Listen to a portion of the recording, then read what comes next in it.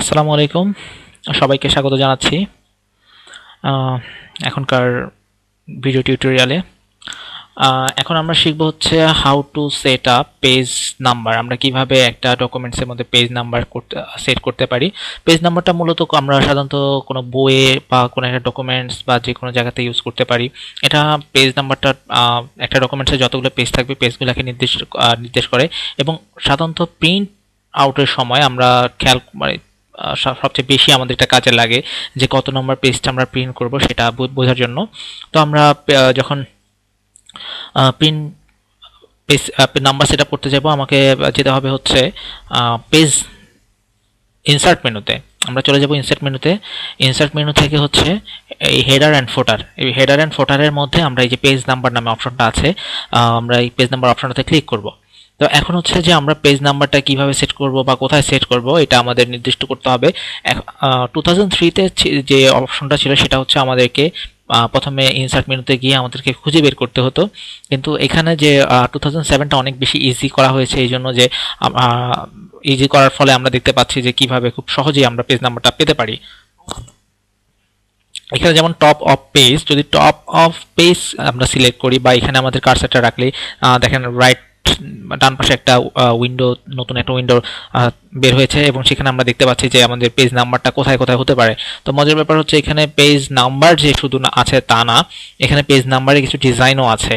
যেমন এই যে এখান থেকে ডিজাইন, বেশ কিছু ডিজাইন আছে, ডিজাইনগুলো আমরা দেখতে পাচ্ছি। এখন আমরা এখান থেকে যদি যে কোনো একটা ডিজাইন সিলেক্ট করি, আমাদের ডিজাইন অনুসারে পেজের নাম্বারটা চলে আসবে। আমরা যেমন এটাকে সিলেক্ট করলাম ফর এক্সাম্পল এটা।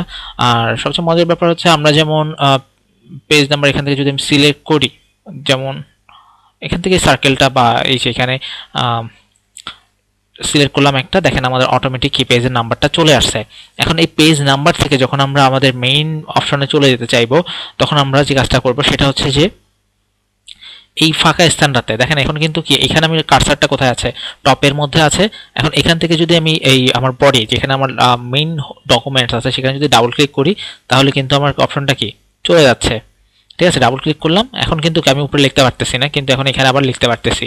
তো এখন একটা জিনিস হচ্ছে যে আমার অনেকেই যারা ফার্স্ট টাইম বা বিগিনার হিসাবে যারা এমএস ওয়ার্ড বা এমএস অফিসটা শিখে, তাদের যে জিনিসটা জানা প্রয়োজন যে পেজ নাম্বারটা আসলে প্রতি পেজে দেওয়ার কোনো প্রয়োজন নাই, একটা পেজে দিলে অটোমেটিকলি সব পেজ সে কালেক্ট করে নেয়। ফর এক্সাম্পল এখানে আমরা প্রথম পেজে আসি, আমাদের এখান থেকে আমরা সেকেন্ড পেজে চলে যাব। সেকেন্ড পেজে যেমন এখানে আমরা যেতে পারছি না, তো আমি এন্টার দিতে দিতে যদি নিচে নামি, তাহলে আমরা দেখতে পাচ্ছি দেখেন সেকেন্ড পেজে আমরা চলে আসছি। তো এখানে হচ্ছে যে আমার সেকেন্ড যে বা টু যে অপশনটা আছে সেটা এখানে অটোমেটিকলি আছে। তো আরেকটা মজার ব্যাপার হচ্ছে যে আমরা শুধুমাত্র যে টপেই পেজটা সেট করতে পারবো তা না, আমরা চাইলে কি নিচেও এটা সেভ করতে পারি। ফর এক্সাম্পল সেজন্য আমরা চলে যাই হচ্ছে আবার ইনসার্ট মেনুতে চলে যাই। ইনসার্ট মেনু থেকে পেজ নাম্বার সিলেক্ট করলাম, করার পর এখানে বটম অফ পেজ, তো বটম অফ পেজ যদি আমি সিলেক্ট করি, দেখেন এখানেও আমার সেম অপশনগুলোই থাকবে। টপের জন্য যে অপশন আছে, বটমের জন্য সেই একই অপশন আছে। তো আমি যদি এখান থেকে ব্র্যাকেটস 2 নামে এই অপশনটা সিলেক্ট করলাম, দেখেন এখন আমার হচ্ছে কি এই যে ব্র্যাকেটস 2 যে ডিজাইনটা আছে সেই ডিজাইন অনুসারে আমার প্রতিটা পেজ চলে আসতেছে। তো আমি দেখতে পাচ্ছি যে আমার ডকুমেন্টসে বা কিভাবে আমরা করব। তো আরেকটা হচ্ছে যদি আমি ইন্টার দিয়ে দিয়ে যদি, যেহেতু আমরা পরের পেজ নেক্সট পেজগুলোতে যাচ্ছি, আরেকটা শর্টকাট অপশন আছে কন্ট্রোল শিফট এন্টার। দেখেন কন্ট্রোল শিফট এন্টার দেওয়ার সাথে সাথে কি আমার 3rd নম্বর পেজে আমি চলে আসছি।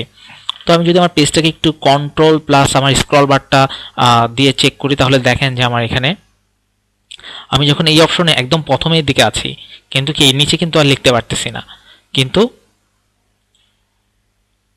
এখানে যখন একবারে নিচে চলে আসতেছি, ওখানে আমার লেখার কোনো অপশন না থাকা সত্ত্বেও আমি নিচে চলে আসতে পারতেছি। মূল কারণ হচ্ছে কন্ট্রোল শিফট এন্টার।